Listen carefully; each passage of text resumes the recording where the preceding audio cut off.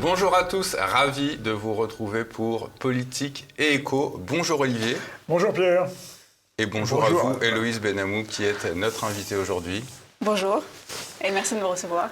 Alors, Héloïse Benhamou, après votre premier ouvrage, il s'appelait « Kleptocratie française », vous publiez une enquête passionnante sur un sujet fondamental, l'affaire SWIFT, avec un sous-titre qui donne le ton, comment un programme secret d'espionnage des données bancaires est devenu l'instrument clé de l'impérialisme américain menaçant la paix dans le monde. Avant de commencer cet entretien, je vous rappelle que vous pouvez cliquer sur ce fameux pouce en l'air pour un meilleur référencement de TVL sur Internet. Commençons avec vous, Olivier, vous aviez un mot à dire. Plus d'un mot, bien sûr. C'est un formidable bouquin, je dois le dire, qui nous révèle où résident les véritables enjeux de pouvoir mondial, aujourd'hui. Je ne dis pas que ça ne peut pas changer, d'ailleurs, vous le suggérez au cours du livre. Ces enjeux posent le problème des libertés individuelles et de la souveraineté des États. Le maître du jeu, on l'a compris, c'est l'Amérique, par le sous-titre que Pierre nous a donné, qui ayant cessé de combattre le communisme, grâce à sa maîtrise des technologies informatiques, s'est retourné en quelque sorte contre ses alliés et s'est reconverti dans l'espionnage économique. Le livre est absolument passionnant, que nos téléspectateurs ne soient pas rebutés par un aspect un peu technique, mais l'aspect technique est vivant et il nous permet de comprendre ce qui est en train de se passer. Alors, Pierre, cette affaire, SWIFT, Héloïse Benhamou, elle commence apparemment en 1971, quand une soixantaine de banques dans 11 pays différents ambitionnent de révolutionner le système bancaire. Alors, la coopérative SWIFT, ça veut dire quoi? C'est Society for Worldwide Interbank Financial Telecommunication. SWIFT est née en Belgique le 3 mai 1973. Qu'est-ce qu'elle va proposer? Alors effectivement, c'est aussi intéressant de voir que cette société qui se trouve en Belgique, elle a été créée là-bas justement pour que les banques puissent bénéficier d'un statut où elles partageaient ensemble cette coopération. SWIFT souhaite bénéficier des avancées dans le domaine technologique, dans le domaine des télécommunications, pour permettre aux banques de s'échanger des messages et d'unifier totalement le système bancaire et financier international. Donc ça va se passer en même temps avec l'essor du monde des ordinateurs en fait, oui, et des réseaux. Donc de la mise en réseau, et c'est assez visionnaire pour l'époque parce que justement il y a des avancées qui se passent dans ces années-là en matière de réseau et qui vont accompagner le développement de SWIFT aussi, et ça va permettre après de créer justement des avancées en termes de commerce international parce que ça va permettre à des banques par exemple à New York de communiquer avec des banques à Tokyo. Et à se faire confiance parce qu'il y a ce tiers de confiance justement qui intervient et qui est SWIFT, qui joue un rôle un peu de notaire pour les transactions internationales. Et vous avez cette phrase qui synthétise bien votre pensée: la banque est de moins en moins de la monnaie, de plus en plus de l'information. Voilà, c'est justement ça qui va changer le cours de l'histoire, c'est que la monnaie devient de l'information, des données numériques, et qui transitent au sein d'un réseau, et c'est des informations qui ont beaucoup de valeur d'un point de vue politique et économique. Alors ce qu'il faut souligner, c'est que paradoxalement, c'est pour l'instant une entreprise privée, nous sommes bien d'accord? Oui, c'est une entreprise privée, oui. Qui exploite les données bancaires à l'échelle mondiale, qui va devenir une très grosse société, il faut bien le dire. Voilà, donc ça se développe doucement au cours des années 70, et il y a vraiment un essor dans les années, surtout 90, où SWIFT devient la plus grande concentration de données bancaires mondiales, et devient incontournable. Il n'est plus possible de faire des transactions sans passer par... et c'est dans les années 90 d'ailleurs que SWIFT va être relié, que SWIFT va basculer sur Internet. Pourquoi c'est une opportunité à ce moment-là historique pour les États-Unis? Parce qu'il se passe plusieurs choses en 98. Il y a trois événements qui se passent. C'est souvent arrivé dans mes recherches que des événements arrivent concomitamment qui servent un petit peu cette dynamique-là, qui l'alimentent. Et en 98, il y a 3 événements. Donc il y a Swift qui est raccordé, qui commence en fait à basculer sur Internet, parce que ça se fera véritablement après les années 2000. Mais c'est décidé à partir de ce moment-là. Et en 1998, il y a également le décès d'un monsieur, un informaticien qui s'appelle John Postel. Oui. On parlait beaucoup de John Postel. Oui. Qui était considéré un peu comme un prophète pour ses inventions. Il a une allure de messie. L'un des pères d'Internet. Voilà, tout à fait. Qui régnait sur le serveur Alpha qui permet d'administrer Internet en attribuant des adresses IP en fait, aux machines. Et le 3e événement très important qui se passe en 1998 et qu'on a un peu oublié, c'est que Bill Clinton et la Maison-Blanche sont secoués par une affaire de mœurs qui est retentissante et qui remet en cause même son poste en tant que président des États-Unis. C'était une affaire avec sa secrétaire. Monica Lewinsky. L'affaire Monica Lewinsky. Ce qui est intéressant dans cette affaire, c'est que la presse avait étouffé l'information et c'est en fait un blogueur qui l'a révélé sur Internet. D'accord. Ce qui a failli faire basculer en fait le pouvoir à la Maison-Blanche quand même. Donc c'est que l'information qui circule sur Internet prend de plus en plus d'importance et que pour les États-Unis à ce moment-là, il est temps de faire basculer Internet dans une ère commerciale. Oui. Mais il faut le contrôler. Il faut contrôler Internet. Et là, il y a ce qu'on appelle les projets de gouvernance d'Internet qui sont mis en place. Mais finalement, c'est les États-Unis qui vont tirer leur épingle du jeu. Alors les événements qui vont faire basculer Swift vers une emprise politique internationale, c'est quand même le 11 septembre. Voilà. Est-ce que je vais trop vite dans la compréhension Non, du phénomène ? C'est la question que vous vouliez poser aussi. Comment justement Washington va contre-attaquer ? Ce qui se passe après les attentats du 11 septembre, c'est que... World Trade Center. Hein. Voilà, les attentats contre les tours jumelles, aussi le Pentagone. Voilà. Tours jumelles, en haut desquelles j'étais juste un an avant. Eh bien. Bon, un an près, d'une de ces tours d'ailleurs. Bon, peu importe, ça n'a pas beaucoup d'importance. C'est mieux que l'année d'après quand même. Oui, en effet. En tout cas, ce qui se passe, c'est que rapidement, après les attentats, George Bush déclare la guerre au terrorisme, mais plus précisément au financement du terrorisme. Et d'ailleurs, sa principale cible, c'est Oussama Ben Laden. Oui.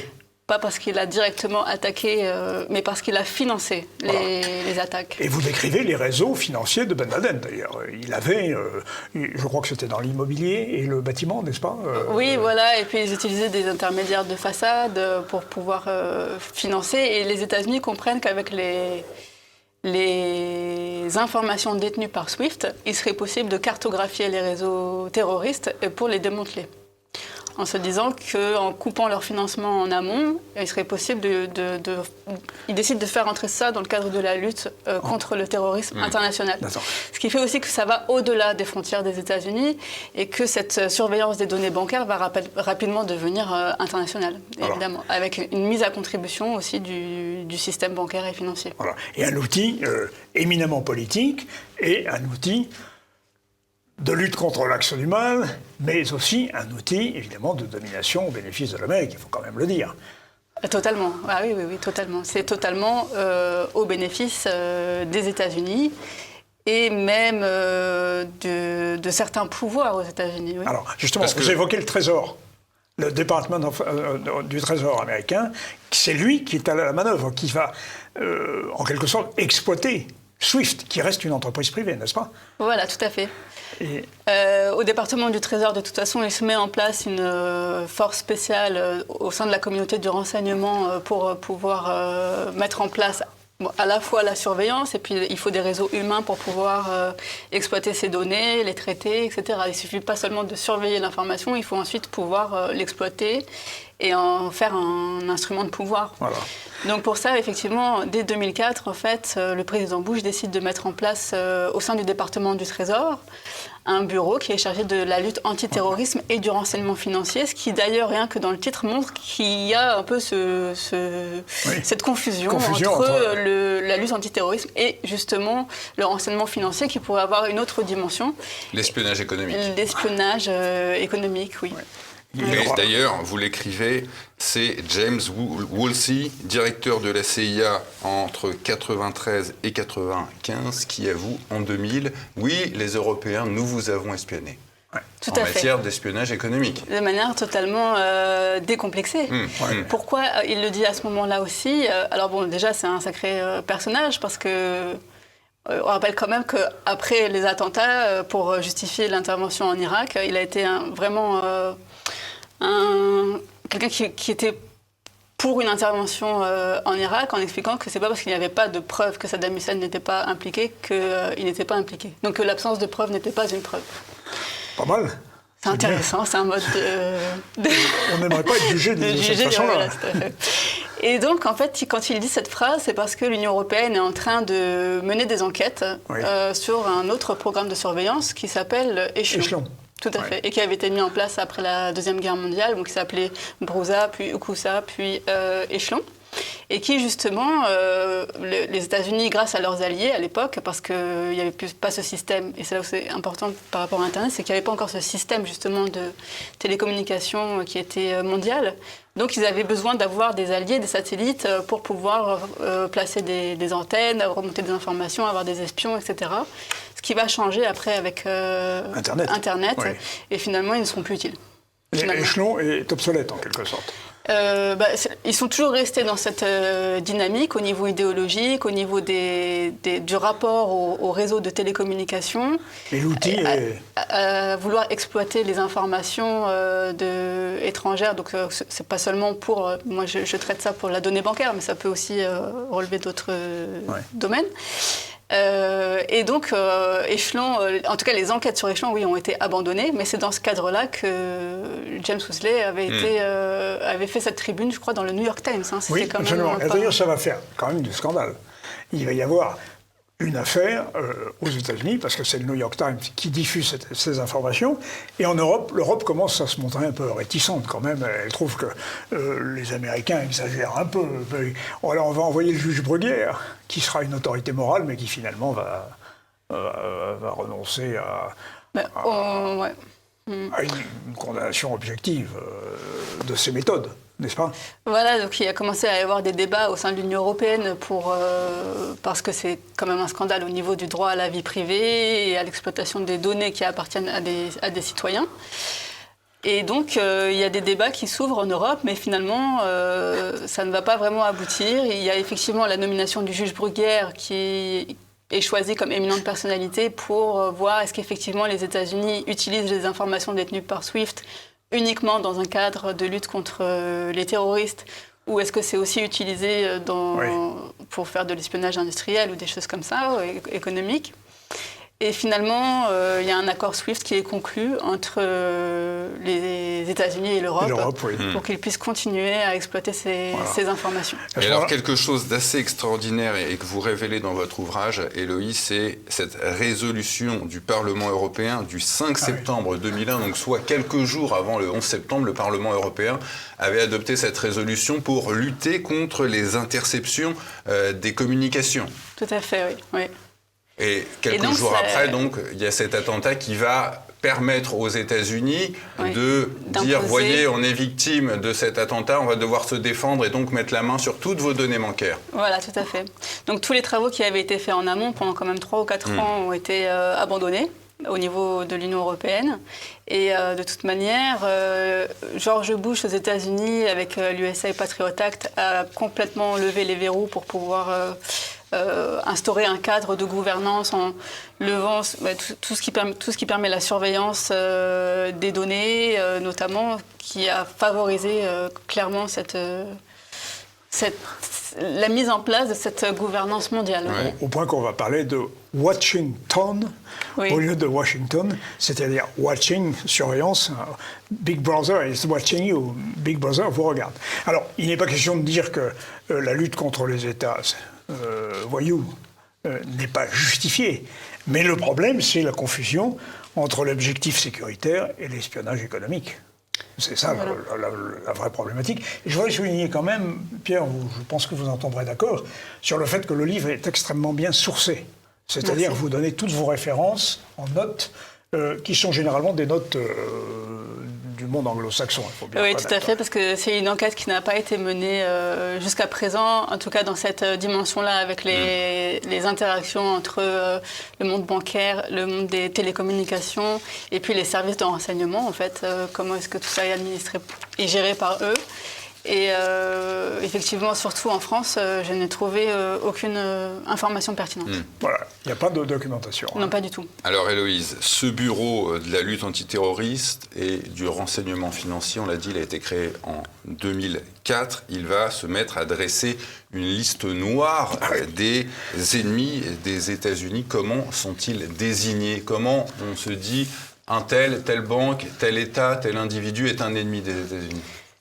Dès qu'il s'oppose aux intérêts des États-Unis.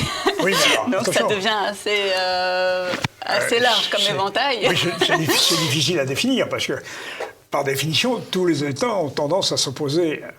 Et c'est le problème, oui, c'est le problème. Non, mais il y a des noms, il y a des États, Alors, il y a des noms, il y a des États, banques. il peut y avoir des navires marchands, il peut y avoir des banques, il peut y avoir des particuliers, des entreprises, même des institutions publiques. Comme je dis dans le livre, ça peut aller de chefs d'État qui sont devenus parias, il y a des sociétés, on a vu des sociétés comme BNP Paribas qui ont payé des amendes. Oui, alors, BNP, ça lui a coûté 9 milliards et demi, c'est ça? 8,9. 9 milliards. presque 8,9, je crois. Enfin bon, 9 milliards, quoi. Voilà, on ne compte plus. On n'est pas à ça près, n'est-ce pas? Non. Mais il n'y a pas que BNP Paribas. Quel était le motif de condamnation, entre guillemets, par les États-Unis de la BNP? Elle avait financé... fait des transactions avec des pays qui étaient justement sous embargo américain. Donc, en l'occurrence, il y avait l'Iran. Oui. Et donc, ce qui se passe aussi, c'est que ce n'est pas forcément uniquement les personnes qui sont désignées sur la liste qui peuvent être sanctionnées. Il y a aussi les personnes qui font des transactions pour le compte de personnes qui sont sur cette liste. D'accord. Et donc, ça devient un peu compliqué parce qu'il y a des listes qui peuvent être soit par pays. Il peut y avoir des listes qui sont en fonction de secteurs économiques, par exemple les entreprises d'armement chinoises. Ouais. Quand il y a eu le conflit avec la Russie, c'est la Russie. Même la Banque centrale russe s'est retrouvée sur la liste noire des États-Unis. Ouais. Donc c'est un peu tous azimuts en fonction de qui dérange les intérêts mais des États-Unis. Les effets collatéraux sont innombrables parce que, par exemple, en Iran, toutes les sociétés françaises ont dû plier bagages. Voilà. Et, par exemple, Peugeot a perdu beaucoup d'argent. Oui. Je pense que c'est d'ailleurs la même chose pour la Russie. On a vu même les banques, la Société Générale, Rosbank a dû quitter la Russie. À chaque fois, ce sont des pertes quand même pour ces entreprises. Voilà, donc ça crée des dommages collatéraux au sein de l'économie mondiale très importants. Et aussi le risque de défiance qui fait que dès qu'il y a un risque ou un soupçon qu'il pourrait y avoir un risque, les entreprises préfèrent ne pas s'engager pour ne pas perdre leur marché par la suite ou pour ne pas être sanctionnées. Ce qui pousse aussi à un phénomène assez inédit, c'est que finalement, le système en vient à se surveiller lui-même.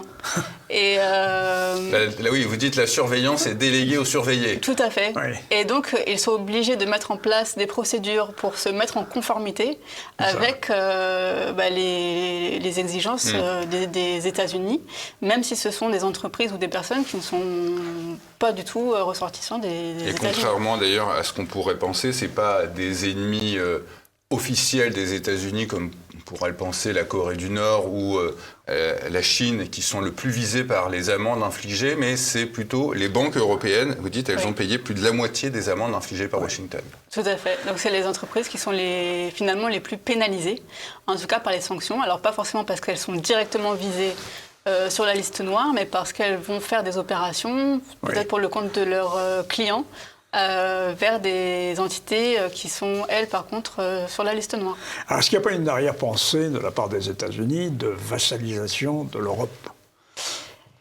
Je pense que c'est quelque chose qui a été vraiment germant. En tout cas, déjà pendant la guerre froide, il y a toujours eu cette volonté des États-Unis de mettre en place des sanctions, surtout par exemple avec Cuba dans les années 90. Et en fait, ce qui se passait, c'est qu'avant l'utilisation de SWIFT, avant de l'avoir intégré dans cette stratégie-là, la portée était limitée. Ce qui fait que les entreprises qui voulaient continuer à commercer avec Cuba créaient des filiales à l'étranger, essayaient de contourner l'objet de la loi qui avait été faite dans ce sens-là. Et SWIFT va vraiment changer ça, puisque le contrôle devient total, en fait. Alors, il y a le problème du dollar qui commence à se poser, parce qu'évidemment, l'essentiel des transactions se font en dollars. Et vous parlez, à un moment, d'une militarisation du dollar. C'est tout à fait intéressant.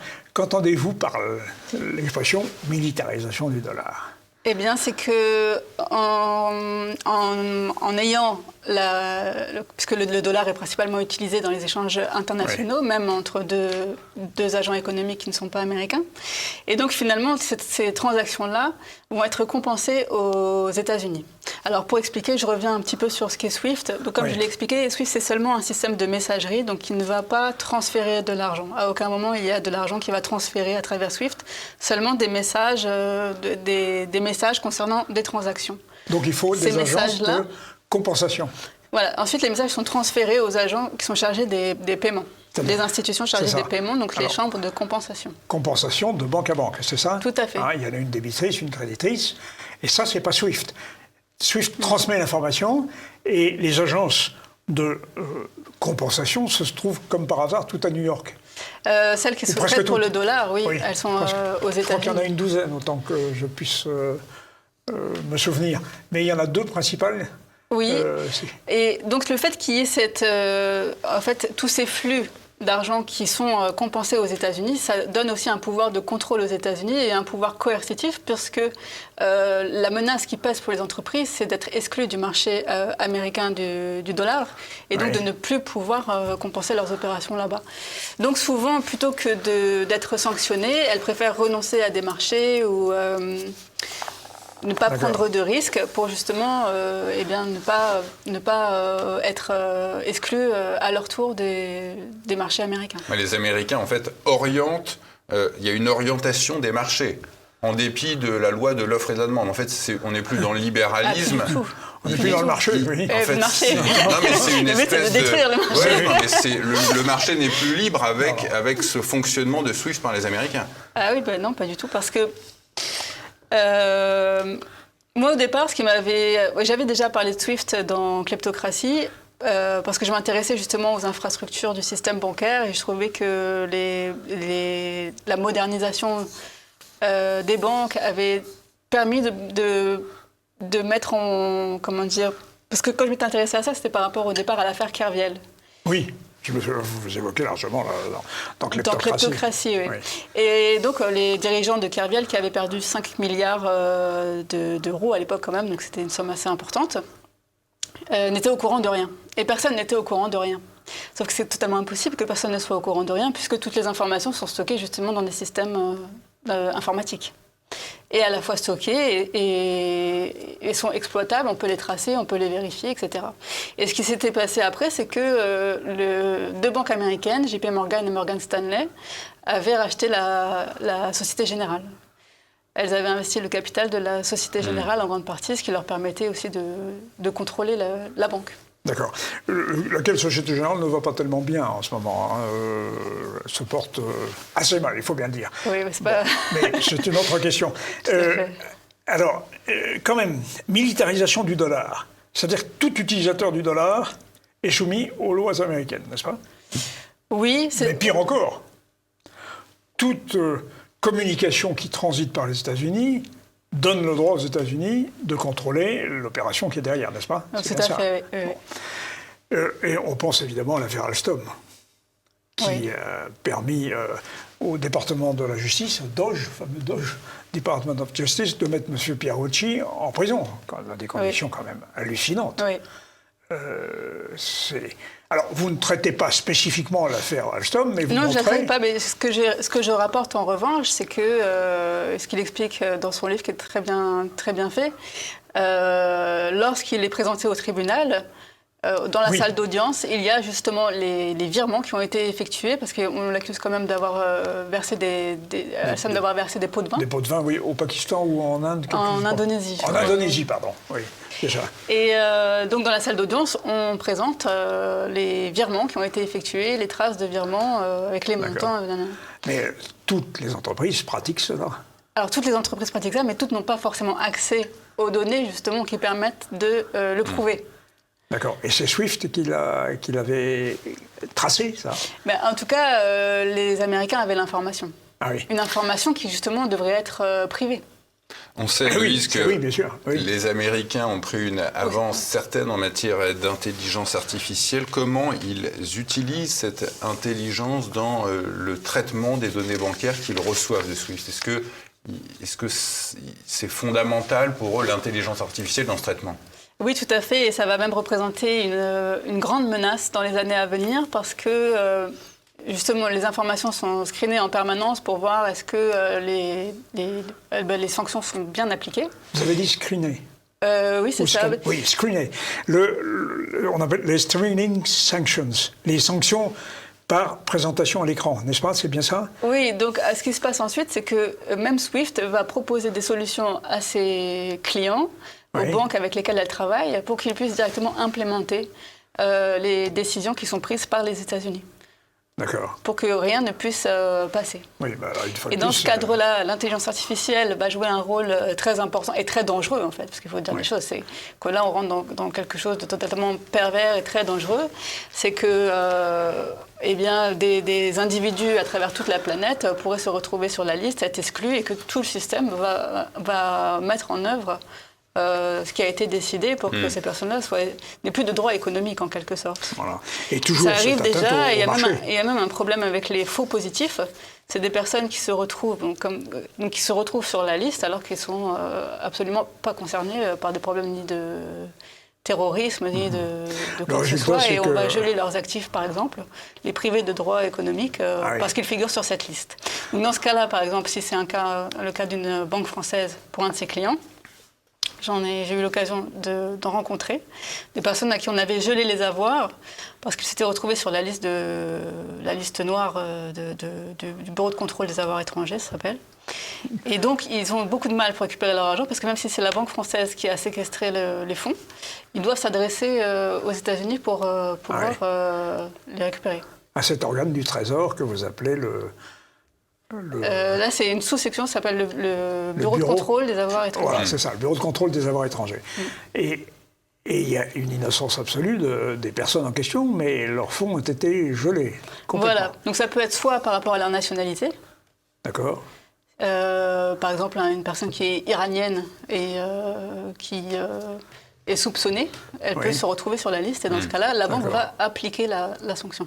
On parle beaucoup d'Elon Musk ces derniers temps et il va faire partie de cette fameuse administration Trump. Est-ce qu'on peut imaginer qu'il ait profité de SWIFT dans sa success story économique? Ah, ça, je ne sais pas. Mais est-ce qu'on peut le penser?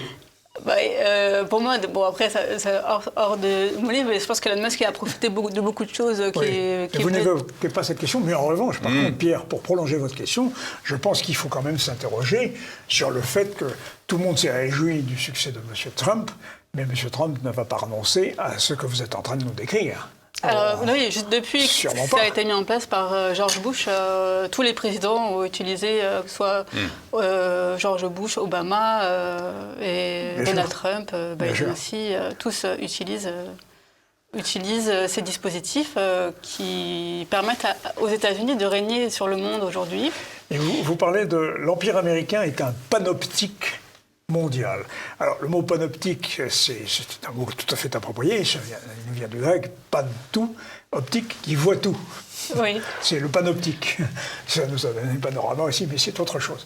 Alors, l'Amérique voit-elle tout? Alors, les États-Unis, donc, liés au développement d'Internet, bénéficient d'un avantage démesuré par rapport aux autres nations. Oui. C'est ce qui lui confère aussi cette hégémonie dont il bénéficie aujourd'hui, c'est que, donc comme on le disait, ils ont toujours voulu bénéficier des réseaux, à la fois de télécommunications humains, etc., pour pouvoir mettre en place leur politique, et notamment leur politique extérieure. Et l'avènement d'Internet, qui finalement est un phénomène assez récent, parce que 20 ans, c'est pas non plus énorme à l'échelle de l'histoire, effectivement, leur permet de surveiller les données dans le monde entier. En quelle année a été créé Google? Vous me posez une colle. Oui, je vous pose une colle, mais ça m'intéresse parce que Sur votre génération, vous? Je ne saurais pas te donner la date exacte, fin des années 90. Oui, c'est ça, 97, 98. Oui. Vous voyez, mais c'est extrêmement récent, regardez l'histoire. Tout à fait. Oui. Bon. C'est durant cette période qu'a été mise en place la gouvernance d'Internet. Oui.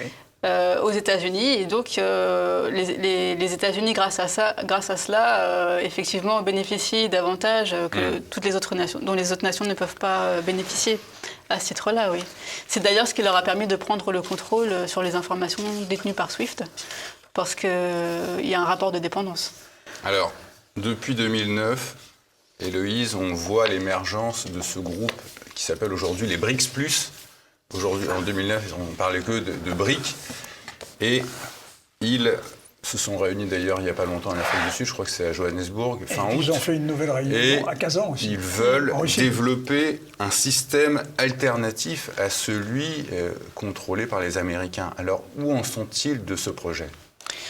Alors voilà, donc c'est un groupe qui s'est formé un petit peu en contrepoids à cette hégémonie américaine, et notamment en matière de sanctions économiques, puisque finalement aujourd'hui c'est le monde entier qui subit les répercussions de ces sanctions. Donc on l'a dit par exemple en France, des sociétés comme Peugeot ou Total qui avaient des contrats en Iran.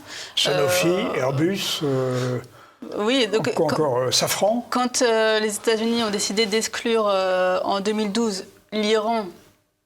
Là, c'est vrai aussi que là, ça a été un nouveau palier en fait dans la folie américaine en termes de sanctions, c'est qu'ils ont décidé d'exclure tout un pays du système bancaire et financier international en le coupant du reste du monde. Alors vous faites un chapitre entier d'ailleurs sur la question de l'Iran. Oui. Et vous faites aussi un chapitre entier sur la Russie. Tout à fait. Sur ce qui se passe ensuite sur la Russie. Oui. Il est extrêmement documenté et très intéressant. Et donc ce système alternatif est en train de voir le jour au sein des BRICS, mais il y avait aussi la tentative russe de SPFS, qui est alors une alternative à SWIFT. Donc, en tout cas, pour faire le lien justement à ce qui s'est passé, quand en 2012 les États-Unis prennent cette décision très importante, on voit que même au niveau de l'Union européenne, qui souhaitait continuer de commercer avec l'Iran, ça n'était pas possible en l'absence de système souverain. Oui. Il y a eu une prise de conscience assez forte, je pense, de la part des décideurs politiques. Et en Russie, justement, il y a eu une volonté de vouloir mettre en place un système alternatif. Oui. Qui s'appelle effectivement le SPFS, qui avait été un peu embryonnaire dans les années 2006-2009. Et quand il y a eu le problème avec la Crimée en 2014, il a été lancé pour contourner justement les sanctions américaines, puisqu'il s'attendait de toute façon à être bientôt la cible de Washington. Mais il n'utilise plus SWIFT, mais il utilise d'autres moyens informatiques américains. C'est ça le problème. Voilà. C'est là aussi qu'on s'aperçoit que la puissance américaine est difficile aujourd'hui à contrecarrer, parce que même des grandes nations comme la Russie ou la Chine ont du mal à s'émanciper de cette hégémonie. Et notamment à cause du retard qui a été pris en matière de réseau. Voilà. Pourquoi ? Parce que dans les années 90, quand il y a eu le sujet de la gouvernance d'Internet, très peu de nations étaient présentes. La France y était quand même, mais assez seule. Alors pour la France, on va en parler à la fin. On va parler d'un savant français qui s'appelle Louis Pouzin. On en parlera tout à l'heure. Tout à fait. Mais, en tout cas, en matière de gouvernance, les pays non alignés n'étaient pas très concernés par la question au niveau politique. Et donc il y a un certain retard qui a été pris, je pense, sur ces sujets-là. Ce qui fait que lorsque le SPFS a été mis en place en Russie, il utilise des technologies américaines. Voilà. Lesquelles, par exemple Comme Microsoft. Microsoft, oui. Ouais. Et alors, ce fameux SPFS, vous dites, est une mauvaise copie de SWIFT.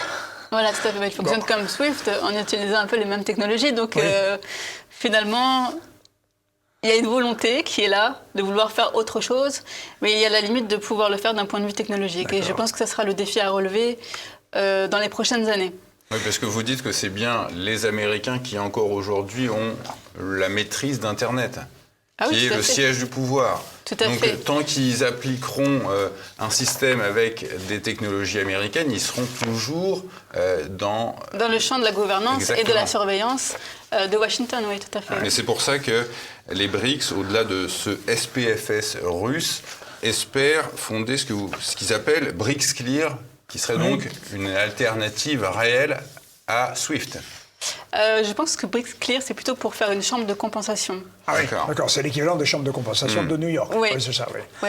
Mais je ne pense pas qu'il y ait encore les moyens de... Parce que ce qu'il y a, c'est pas seulement qu'il faudrait avoir la technologie pour pouvoir le faire, mais il faudrait aussi pouvoir imposer le modèle au monde entier, comme le font les États-Unis. Avec leur dollar. Avec leur dollar. Et c'est donc... pas sûr que si demain, même si la Chine avait la possibilité technologique de mettre en place soit un système de messagerie ou de compensation, c'est pas sûr que le monde entier l'adopterait, comme ça a été le cas pour SWIFT. Et la Chine n'a pas l'intention de renoncer à SWIFT, apparemment. Apparemment, non. Apparemment, malgré, il y a des sanctions qui sont émises contre la Chine, parce que, notamment, justement, c'est pour ça que je fais le lien entre ce système-là et le risque de guerre, c'est que la Chine est en train de s'armer assez puissamment et rapidement. Oui. Et donc les États-Unis ont émis beaucoup de sanctions contre les entreprises militaires chinoises, notamment pour limiter leur financement. Il s'agit toujours d'enrayer la machine de guerre. Oui.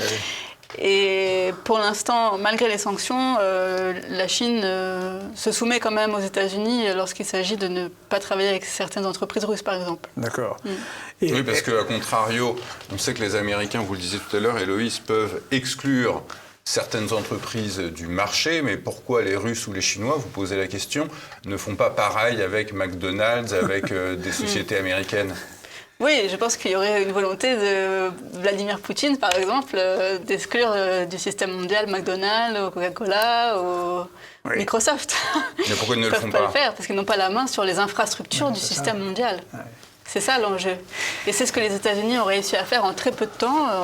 Aussi, on peut reconnaître que c'était assez visionnaire, mais c'est un risque pour la paix dans le monde aujourd'hui dont il faut avoir conscience.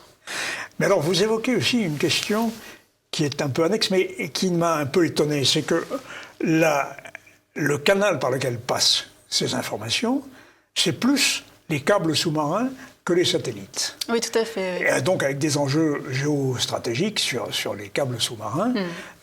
Et il y a même, je crois, des petites machines qui sont capables d'aller se mettre sur les câbles pour des capter une partie des données qui transitent par ces câbles. Tout à fait. On peut imaginer aussi des attentats contre ces câbles. Et le risque est réel, et il est pris en compte d'ailleurs très sérieusement. Il y a 2 câbles qui ont été sectionnés en mer Baltique en fin 2024. Oui. Donc on se demande est-ce que c'est accidentel ou est-ce que c'est un acte de sabotage. C'est comme Nord Stream, non, c'est un accident, voyons. Non, je pense que c'est... Mais Nord Stream, ça sera intéressant d'y revenir si on a le temps. Oui, allez-y maintenant même. Je continue sur les câbles. Oui, continuez sur les câbles, pardon. Donc en tout cas, pour répondre à la question de tout à l'heure, c'est qu'il y a cette mainmise sur les infrastructures du pouvoir mondial aujourd'hui qui n'est plus du tout celui du siècle dernier, depuis que Internet est arrivé. C'est pour ça que ce lien est très important. Et dans ce cadre-là, les câbles, effectivement, représentent une menace. Même les représentants d'institutions de premier plan comme la Fed considèrent que le principal risque aujourd'hui serait celui-ci, puisque même Internet pourrait s'arrêter. Alors oui, c'est ça. C'est qu'à un moment, vous dites que le risque mondial n'est pas celui d'une crise financière, mais finalement d'une crise numérique, informatique. Une cyberattaque, oui, c'est ce que dit Jérôme Powell, le président de la Fed. Oui, tout à fait. Oui, c'est lui parce qui qu'il le dit. Il y a des hackers qui attaquent quand même le système SWIFT. Alors, le système peut être attaqué de cette manière-là, en étant pénétré, saboté de l'intérieur, ou alors par des attaques contre les infrastructures physiques. Vous évoquez ceux qui font ça de l'intérieur, il y a des hackers qui s'y sont frottés quand même. Vous les évoquez. Oui. Il y en a quelques-uns qui se sont montrés assez menaçants quand même.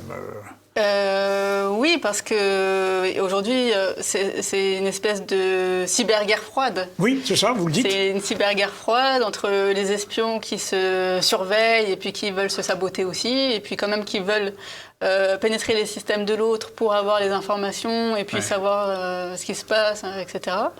Donc, on sent qu'il y a un climat de tension. Et qu'il va y avoir peut-être une bascule, mais on ne sait pas encore ni quand, ni dans quel sens. Ou alors, est-ce qu'il ne va pas y avoir non plus une escalade dans la folie du pouvoir américain ? Le cas de la Russie est quand même très inquiétant, puisque ça a marqué le retour de la guerre en Europe. Et il faut bien comprendre que les sanctions américaines contre la Russie n'ont pas commencé en 2022, mais elles ont commencé en 2014. Oui. Et même en 2012, il y a commencé à avoir des sanctions en 2012. Je pense que le parallèle avec ce qui se passait en Iran a fait forcément une prise de conscience au niveau des dirigeants russes de ce qui allait leur arriver. Et ce qu'il y a à la clé, c'est l'exclusion du système bancaire international. Et dans ce cas-là, toute l'économie est paralysée et voilà, c'est extrêmement grave, extrêmement grave. Oui, mais pourtant, les Jacques citoyens Sapir, aussi sont pénalisés. à ce même micro que vous avez reçu, Pierre, Jacques Sapir nous démontre que la résilience de l'économie russe est assez bonne, assez forte finalement, face à ces sanctions. Donc, est-ce que... Non, vous n'en êtes pas convaincu? Je pense que les sanctions, elles sont quand même assez violentes et systémiques. Oui. Quand la Banque centrale russe a été placée sur la liste noire, il y a eu 300 milliards de dollars qui ont été gelés. Oui. Ils ont même gelé les avoirs du président russe. Ce sont des actes de guerre quand même. Et ils sont même en mesure de pouvoir geler des actifs qui se trouvent à l'extérieur des frontières. On a vu avec les oligarques russes qui ont été spoliés. En fait, on leur a pris leurs biens. On a vu des yachts saisis en Méditerranée. Enfin, voilà. Alors c'est vrai que si on a un petit peu de mal à s'offusquer pour l'élite russe, oligarque proche de Poutine, il y a aussi la population russe qui est prise en otage, comme la population iranienne l'a été, comme des Français aussi peuvent l'être parfois parce qu'ils ont travaillé avec telle compagnie, parce que ça touche aussi les petites entreprises. Hein. Une petite entreprise qui veut travailler par exemple avec la Russie ne peut pas le faire dans ce cadre-là, puisque toutes les transactions sont interrompues. D'accord. Vous dites aussi, Héloïse, que l'affrontement mondial entre les États-Unis et la Chine semble assez inévitable. Est-ce qu'on peut imaginer voir un Donald Trump cibler la Chine malgré le changement de paradigme qu'il propose? Est-ce qu'il va renoncer à ses acquis, à sa puissance? Non. À son impérialisme? Mon point de vue, c'est que plus la Chine va aller dans cette direction-là, de vouloir, puisque la Chine devient véritablement une rivale aujourd'hui pour les États-Unis, notamment sur le plan technologique, plus elle va être attaquée, sanctionnée. Et il n'y aura que deux réactions possibles, et c'est pour ça que j'en arrive à cette conclusion, mais il faudra que les lecteurs découvrent un petit peu toutes les autres informations qu'il y a dans le livre pour se faire une idée. C'est que finalement, soit les pays sanctionnés vont décider de se soumettre, parce qu'ils n'auront pas les moyens de le faire, soit ils vont continuer à s'opposer. Et derrière l'illusion un peu de cette coopération de pays non alignés, peut-être qu'il y aura une escalade sur le plan militaire. Alors, vous savez peut-être qu'il y a une divergence en Chine entre Xi Jinping, le président, et le chef de l'armée, le commandant chef de l'armée chinoise, qui, lui, est moins belliciste, paradoxalement, que le président. Et qui exerce une tension, il y a une tension au sein du pouvoir chinois entre bellicistes et non bellicistes, ou moins bellicistes. Ils ne veulent pas aller vers l'affrontement avec les États-Unis. Ah ben on verra. Voilà. Mais, encore une fois, c'est l'hypothèse... Je pense que si on avait posé la question à Poutine avant 2014, il aurait dit la même chose. Oui, sauf que, bon, l'Amérique a toujours été, dans l'affaire ukrainienne, quand même très en retrait. On ne peut pas dire que ça soit une guerre franche. C'est pas l'intervention en Irak, c'est pas la même chose, quand même, malgré tout. Mais, encore une fois, je me fais un peu l'avocat du diable, là. Non, c'est pour dire que c'est aussi les événements qui provoquent ou bien les changements, ou bien l'accélération des tensions. Dans le cas de l'Ukraine, la Russie a commencé à être sanctionnée dès 2014. Et concernant l'entrée en guerre, je pense que personne n'aurait pu la prévoir. Vous avez dédié votre ouvrage, Héloïse Benamou, à Louis Pouzin, que vous avez d'ailleurs rencontré à plusieurs reprises pour travailler votre ouvrage. Est-ce que vous pouvez nous parler de cet homme, de ses travaux? Oui. Louis est un ingénieur français que j'ai rencontré pour pouvoir étayer ma réflexion quand j'étais en train de faire mes recherches sur Internet, parce qu'il est l'inventeur de ce qu'il appelle les datagrammes, qui est un mode de communication entre ordinateurs qui a révolutionné le monde. Donc il était Ce qu'il appelle la communication par paquet. Voilà, par paquets qui sont transmis dans le réseau. Nous sommes incapables d'expliquer la réalité, mais... C'est un mode de communication qui a permis aux machines de communiquer entre elles au sein d'un réseau d'ordinateurs. Qui a permis une grande fluidité. Bien sûr, oui, et qui a été implémenté après dans les développements d'Internet aux États-Unis. Alors vous citez un certain Vinton Cerf. Vinton Cerf et Robert Kahn qui ont développé après Internet aux États-Unis, oui, tout à fait. Mais ce qui s'est passé en France, c'est que lorsque Louis Pouzin a fait cette découverte, il n'était pas seul, il était intégré dans le cadre du plan calcul à la délégation à l'informatique. Alors, pardon de vous interrompre, mais il faut rappeler à nos téléspectateurs ce qu'était le plan calcul. Parce que le plan calcul, ça a été une volonté d'informatiser la France, de lui doter à la fois d'entreprises de fabrication des produits et de constitution de circuits, n'est-ce pas, de réseaux. Hein. Oui, il y avait trois volets dans le plan calcul qui avaient été mis en place au départ par le général de Gaulle. Il y avait d'une part la volonté de bâtir une industrie dans le domaine de l'informatique, d'autre part de vouloir équiper l'administration d'ordinateurs et de créer un réseau. Voilà. D'ailleurs, quand on a recruté Louis, on lui a dit qu'on voulait un ARPANET. ARPANET, voilà. Oui. Alors, ça, c'est que son rôle, c'était de faire un ARPANET. Oui, mais ARPANET, c'est les premières communications entre deux ordinateurs situés à 2 mètres. Voilà. C'est ça, hein? Oui, donc c'était un peu différent de ce que lui a permis de faire après. Ouais. Et il a été recruté en 71, et donc pour un contrat de 4 ans, et en 2 ans seulement, il a réussi à mettre en place un réseau, le premier réseau d'ordinateurs général dans le monde. Mais alors, ce qu'il y a d'extraordinaire, c'est que c'est un génie français. Comme beaucoup d'inventeurs français, il a été barré par son administration. Oui. C'est la France de Giscard. C'est la France qui croit beaucoup au Minitel, qui est dans l'impasse du Minitel. Donc il y a d'autres choix qui ont été faits à cette époque-là. Donc en 1973, et c'est un peu une coïncidence historique parce que c'est à ce moment-là que Swift a été créé. Oui. En 1973, il y a la première présentation officielle du réseau qui se nomme Cyclade à l'administration française et c'est une immense réussite.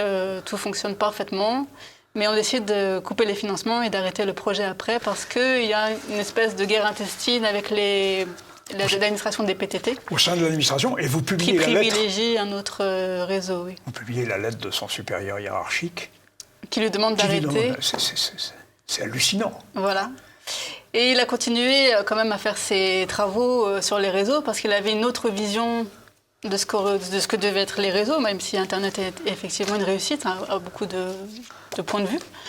Mais il est très conscient des dangers concernant l'hégémonie américaine. Il plaidait pour d'autres réseaux pour le futur. Une balkanisation des réseaux, c'est-à-dire une multiplication des réseaux. Il a travaillé sur le réseau, ce qu'il appelle RINA.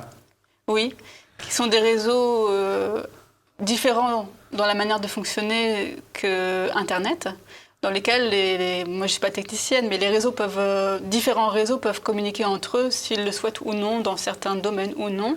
Et l'information ne se trouve plus dans l'adressage, dans les adresses IP, mais dans les paquets. Et donc vous l'avez rencontré à plusieurs reprises? On s'est rencontrés à plusieurs reprises. J'étais présente à son anniversaire pour ses 90 ans et il y avait beaucoup de personnes, parce qu'il crée beaucoup d'effervescence autour de lui. Oui. Il y a des personnes qui faisaient partie du projet avec lui dans les années 70 et des personnes qui étaient dans des projets plus modernes, plus jeunes, qui travaillent pour l'Union européenne. Et voilà, je vois un peu les limites qu'il y a aussi pour développer de tels projets. Peut-être une administration encore aujourd'hui, qui est peut-être trop peur du changement, trop peur de ce qui serait différent, trop peur de ce qui ne serait pas américain. Alors que justement, la menace, c'est ce qui est américain.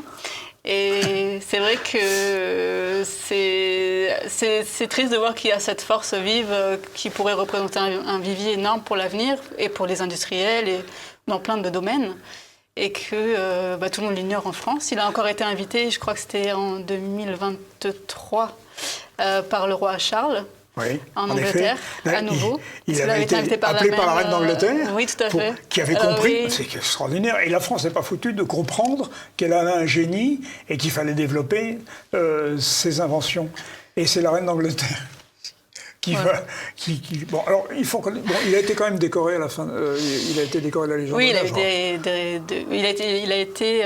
il a eu la Légion d'honneur et des arts et des lettres, je crois. Ouais. Chevalier, oui. Un chevalier des arts et des lettres. Eh bien, Héloïse, nous sommes presque à la fin de cet entretien, oui. D'une grande richesse. Votre livre, d'ailleurs, l'entretien ne donne pas toute la dimension de votre livre, parce que il est ce que je l'ai dit tout à l'heure, mais il est très sourcé, très référencé. Et il est incontestable de ce point de vue-là. Et ça, je crois que... Mais il n'est pas si technique pour prendre la défense oui, du livre d'Héloïse, que nos téléspectateurs téléspectateurs pourront retrouver sur la boutique officielle de TV Liberté. Merci beaucoup à vous, Héloïse, d'avoir accepté cette nouvelle invitation. Merci à vous également, Olivier. Merci à vous, Pierre. Tout de suite aussi. après cet entretien, vous pouvez retrouver la chronique économique et financière de Philippe Béchade. Et quant à nous, on se retrouve la semaine prochaine. À bientôt. Salut.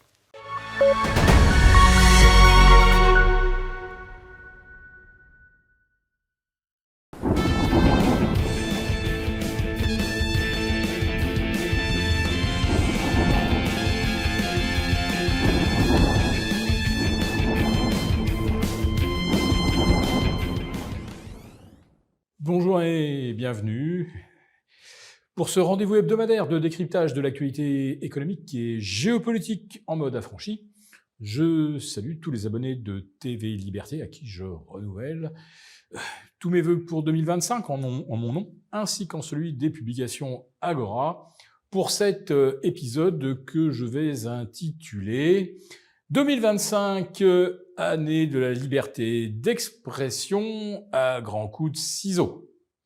Allez, vous voyez bien où je veux en venir. Notre ex-commissaire européen, Thierry Breton, estime que le plus grand danger pour la démocratie en 2025, ce ne sont pas les 68 000 faillites d'entreprises qu'on a déjà enregistrées ces 12 derniers mois, et le rythme s'accélère au début de l'année 2025, ce ne sont pas les 240 000 emplois qui pourraient être perdus, ce ne sont pas les 5,4% de déficit si tout se passe bien, si tout reste en état pour les finances françaises, 345 milliards d'euros à lever sur les marchés, ça va passer évidemment comme une lettre à la poste. Le problème, ce n'est évidemment pas l'élargissement de l'écart de rendement entre nos OAT et les Bunds. L'écart de rendement, c'est le différentiel de coût pour refinancer notre dette, qui est monté donc en une semaine de 82 à 87 points. Non, le danger pour la France, la démocratie, c'est Elon Musk et la liberté d'expression. La liberté d'expression, oui, uniquement lorsqu'elle est validée par le ministère de la Vérité européen. Et c'est donc l'ex-commissaire Thierry Breton, qui aujourd'hui n'a plus de titre, qui est omniprésent sur les plateaux télé pour nous expliquer quel est le danger représenté par Elon Musk, quelqu'un sur lequel il serait bon d'enquêter. Alors, moi, j'ai capté une déclaration assez lunaire de Volodymyr Zelensky. C'était le 8 janvier, je crois, et il expliquait que sur les 177 milliards promis par l'Union européenne à l'Ukraine, et on va dire que lorsqu'il y a eu les élections européennes au mois de juin dernier, l'Europe avait déjà promis au moins 140 milliards. Eh bien, sur ces 140 milliards, du temps où M. Breton était haut-commissaire, 70 milliards n'auraient pas été versés à l'Ukraine. Mais où sont-ils ? Est-ce qu'il ne serait pas plutôt prioritaire d'enquêter pour savoir ce que sont devenus ces 170 milliards d'argent des contribuables européens, alors que, à ma connaissance, Twitter et maintenant Meta, qui a revu sa politique de fact-checking, comprenez de censure au nom d'une vérité officielle. Est-ce qu'Elon Musk et Mark Zuckerberg coûtent 1 euro ou $1 aux contribuables européen. Et si on enquêtait sur Thierry Breton, une personne dont le track record est à mon avis imbattable, patron de Bull de 1997 à 1999, il laisse l'entreprise Exang. L'État devra recapitaliser de 100 millions pour éviter la faillite. Ayant échoué à la tête de Bull, il se trouve propulsé à la tête de quelque chose de beaucoup plus gros, Thomson, et jusqu'en 2002. Et lorsqu'il rendra son tablier, Thierry Breton laissera Thomson Exang, et ces divisions produits électroménagers seront vendues pour une bouchée de pain aux Japonais. Et puis, eh bien, ayant échoué à la tête de Thomson, qu'à cela ne tienne, il se retrouve bombardé à la tête de France Télécom, 2003-2005. Bon, France Télécom battait de l'aile. Lui, il décide de redresser la situation en mettant en place des pratiques, on va dire, de serrage de vis qui conduiront à une vague de suicides de salariés de France Télécom. Bon, après avoir échoué en tant que patron de 3 grandes entreprises, on se dit qu'il était parfaitement désigné pour devenir ministre des Finances de 2005 à 2007. Il en profitera pour revendre des actifs, par exemple, comme l'aéroport de Toulouse aux Chinois, qui nous le rendront après l'avoir vidé de sa substance. N'ayant pas vraiment convaincu comme ministre des Finances, on le retrouve ensuite, eh bien, patron d'Atos de 2009 à 2018 ou 2019. Et là, il se lance dans une campagne d'acquisition, une véritable folie des grandeurs, une folie américaine. Il fait doubler de taille le groupe, mais surtout, il fait exploser sa dette car il rachète de façon inconsidérée une entreprise américaine totalement hors de prix, ce qui ensuite, eh bien, provoquera l'explosion de la dette d'Atos et l'effondrement du titre. Pendant ce temps-là, eh bien, lui, il avait quitté la direction en 2019 pour devenir haut-commissaire européen. Et là, il ne verra évidemment pas disparaître de 2022 à juin 2024 70 milliards promis à l'Ukraine. Donc, effectivement, Monsieur Breton est tout à fait la personne légitime pour critiquer Monsieur Elon Musk, qui évidemment enchaîne les faillites, c'est bien connu, et qui coûte tellement cher aux contribuables européens. Nous avons conçu à votre attention un rapport spécial que vous obtiendrez gratuitement en cliquant dans le lien en description de cette vidéo. Un rapport spécial qui analyse toutes les conséquences économiques, financières et patrimoniales. Et bien sûr, ce rapport vous offre également des mesures, des initiatives à mettre en place très rapidement pour protéger votre épargne, celle de vos proches. Tout ça donc dans un rapport gratuit que vous obtenez en cliquant en bas de cette vidéo.